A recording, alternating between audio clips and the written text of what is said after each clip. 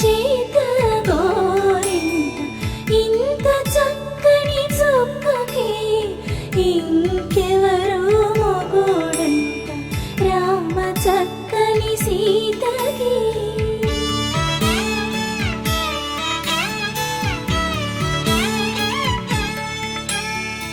ఉడతవి పునరేలు విడిచిన పుడమియల్లుడు రాముడే ఎడమ చేతను శివుని విల్లును ఎత్తిన రాముడే ఎత్తగలడా సీత జడను తాళి కట్టె